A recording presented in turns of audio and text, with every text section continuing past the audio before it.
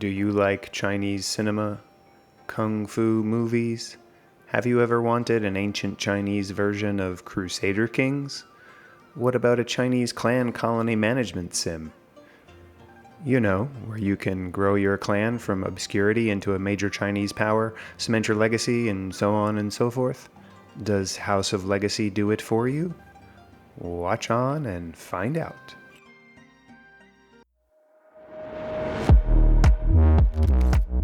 My name is Thoraxe, and this is Strategy for Busy People. If you've got a few minutes, I'll tell you what to play.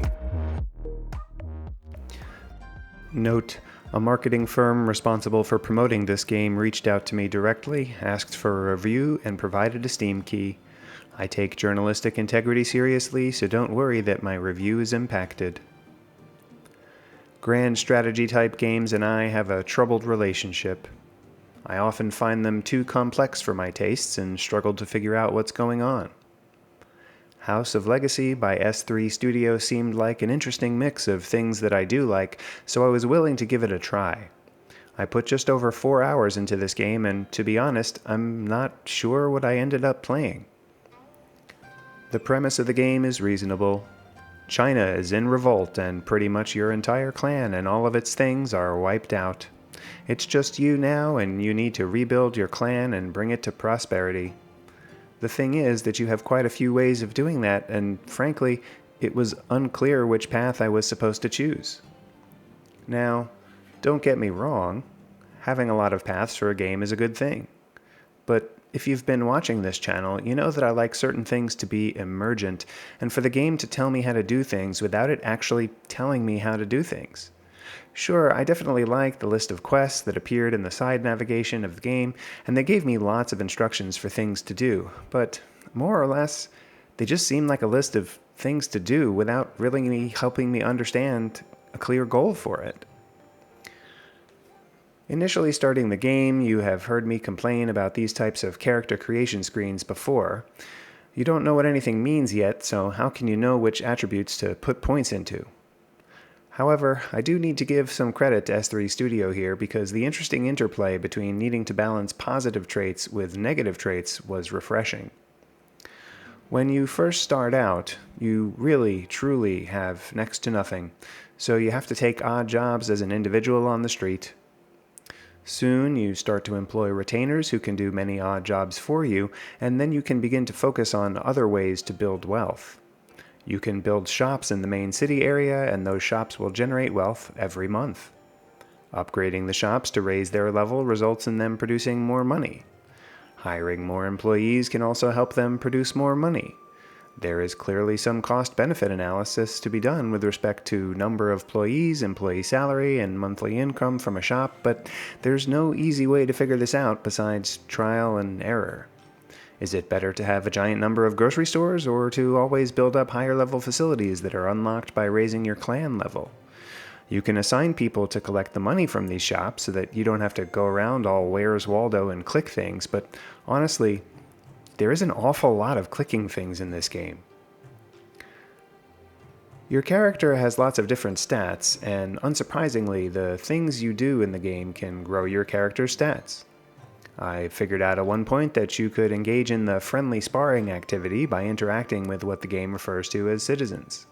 These are people in the game who are not associated with one of the specially named clans. It took a minute to realize that choosing a citizen with a really high might skill would result in me gaining small amounts to my might skill by engaging in this sparring activity. Similar, shall we say, educational opportunities were available for some of the different skills. Although, with the obvious exception of the business skill giving you benefits to buying and selling when negotiations were involved, I'm not entirely sure what the other skills were used for. Alright, that's not true. Using my arts skill to do art things was also obvious, but this whole sequence of finding a person with a skill and then clicking the same sequence to engage in the sparring over and over and over again was pretty painful. Speaking of interacting with others, you can interact with other named clans in the game and improve your relationship with them. The game even instructs you to build a relationship with a clan member and get it to the level of 30. It doesn't tell you what 30 is or means. In just over 4 hours of gameplay, I also couldn't figure out what I was supposed to do with these other clans. There was a regular activity you could assign a person to that was described as trading with other clans, which supposedly generated gold, but I never saw this work in practice, so I can't say. You can do more than just buy shops, though. You can buy farms, and you can build lots of stuff on your farms. The farms even have this blueprint system where you can import a complete farm and all of its buildings without having to think about it much. Sure, it costs a hilarious amount of money to do so, but this mostly just turns things back into another game of Click Waldo when the rice paddies are ready to be harvested. At least that is until you can hire a manager for your farm to do this automatically for you. Farms are a good way to make a ton of money, but there are several unclear systems here too. There's a button that looks like it expands the farm acreage, but I'm not sure if that's good or bad. You can buy lots of farms in this game. Is this the best way to make wealth? Who knows? As this game is called House of Legacy, you would expect that you can build your own house and do things with people to establish your legacy. You would be right, you smart person, you. Managing your house is similar to managing your farm or managing your shops in the city. A higher clan level unlocks different structures. There are no surprises there. As you get more people directly in your clan through marriage, birth, or people seriously showing up out of the woodwork and claiming to be members, you have to house them, give them servants, and take care of them. You can even build a school to help educate your young ones. But wait, you can also have retainers as tutors for your young ones, and they can also be in school, and they can also read books to learn things. They can also go on trips to learn things, but those trips take them away from their tutors in your clan compound school. Are they better? That's not clear either. In the intro, I mentioned Crusader Kings, and there are quite a few elements of family management that seem similar. Marriages allow for babies, and you can have lots of concubines, and your clan people can grow up to do important things. Send them off to the army, and they'll become famous or something. But family management, too, is another area where there is a lot of complexity and no clear explanation of it all. Before I give my final verdict, take a moment to like this video and subscribe to the channel. Don't forget to share it with your friends. Agree with me, disagree with me, or want to see other content? Let me know in the comments below.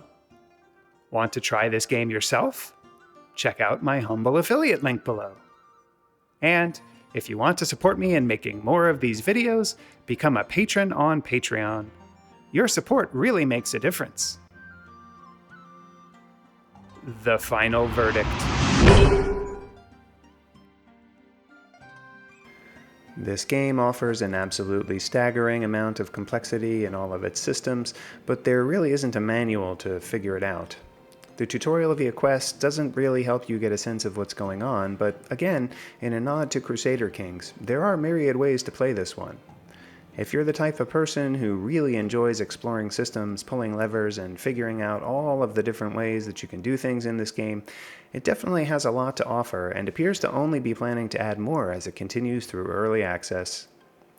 If I had to sum it up, this game is kind of Chinese clan Crusader Kings with more of a focus on family management and money making via various activities and less of the taking over territory and, well, crusadering. On my trademark 3-point score scale of avoid, meh, and I forgot to eat, I personally struggled to get engaged with this title and was turned off by a lot of the clickfest, low quality of life challenges it presented, so for me, it's a bit of a meh. That being said, it's pretty solid at what it does, with the promise of more on the horizon. Even though my clan was on the rise and my concubines had become, productive, and I had plenty of meat and grain and vegetables, I thought to myself, you might want to take a break and get some General Tso's chicken. Even though that is not traditionally classic Chinese cuisine and was likely invented by Americans. But hey, if House of Legacy can fuse game things together, why can't food?